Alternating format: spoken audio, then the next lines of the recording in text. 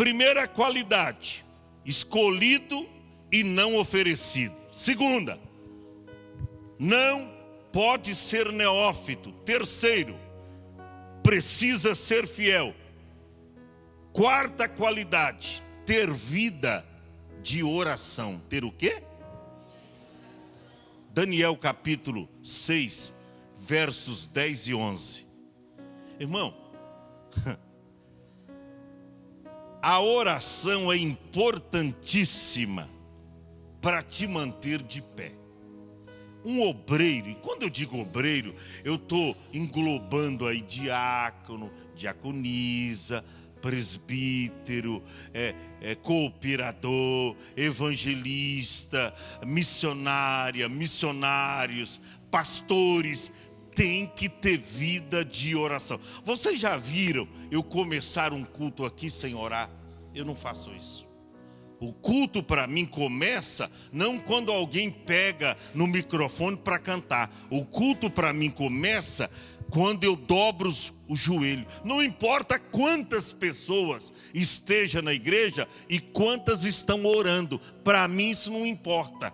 Eu chego na igreja, a primeira coisa que eu quero fazer é dobrar os meus joelhos e falar com o dono da casa. Porque esta casa tem dono. E eu quero falar com Deus. Mas tem gente que quer ficar dando a mão para todo mundo, numa cortesia. Olha como é que a irmã é chegado a mim. E a oração está rolando. E você cumprimentando o povo.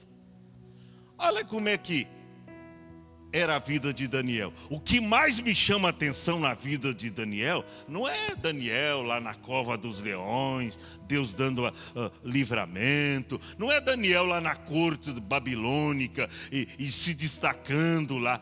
Mas o que mais me chama a atenção na vida de Daniel, guerreiro cristiano, sabe o que é? É a sua vida de oração. A Bíblia diz que Daniel, quando soube que a escritura estava assinada, o que ele fez? Entrou na sua casa, ora, havia no seu quarto janelas abertas para a banda de Jerusalém. E 3 vezes no dia se punha de joelho e orava e dava graças a Deus.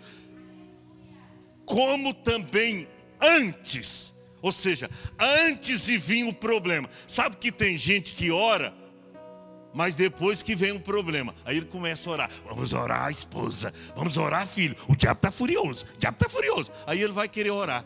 Você tem que orar, não no sentido de chegou o problema, agora você vai entrar em oração. Ora no preventivo. Ora antes de vir ao problema. A Bíblia diz que ele orava antes. Ele acostumava a fazer isso. E a Bíblia diz no verso 11... que quando aqueles homens chegaram junto de Daniel, encontraram ele o quê? Encontraram ele orando. Será que se alguém a qualquer hora da chegar na tua casa vai te encontrar orando? Ou lá na gandaia, ou dançando aquela música, porque às vezes lá na cozinha, a irmã põe aquela roupa e começa lá a pôr um zino bem diferente, né? Aquele zino bem diferente. E começa, não, Daniel estava o quê? Orando. Daniel estava orando. Então, precisa ter vida de oração. A oração é importantíssima para te manter de pé. Então, você que está sendo vocacionado, chamado por Deus, procure tirar. Se não dá para orar 1 hora, meia hora na sua casa, mas pelo menos uns 10, 15 minutos diariamente, ininterruptamente, todos os dias. Por quê? Porque você é obreiro e o diabo sabe que você está trabalhando para Deus e ele vai fazer de tudo para te impedir. E se você não manter uma vida de ininterrupta oração com Deus, você fracassará. O que Jesus disse? Ele diz assim: vigiai e orai, para que não entreis em tentações. Por que nós caímos em tentação? Porque deixamos de orar, porque abandonamos, abrimos a mão da oração.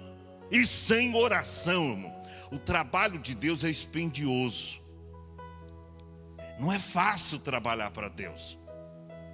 Porque não obstante nós estarmos lidando com pessoas com as mentes diferentes, pensamentos diferentes, o diabo sempre está... Você lembra de Neemias lá? Estava bem intencionado fazendo a obra, reconstruindo os muros, mas tinha lá Tobias, tinha Sambalate, tinha Gesem. A oposição existe. Você está fazendo a obra de Deus, mas o diabo está ali para se lhe opor, para impedir. Então, se você não mantiver uma vida de oração com Deus, você vai fracassar. Como obreiro, não vai dar nada. Ora, é até uma pessoa boa, talentosa, uma pessoa que fala bem, que ministra bem, que Deus usa, mas é uma pessoa que vive fracassando. E qual é a razão do fracasso? A falta de oração.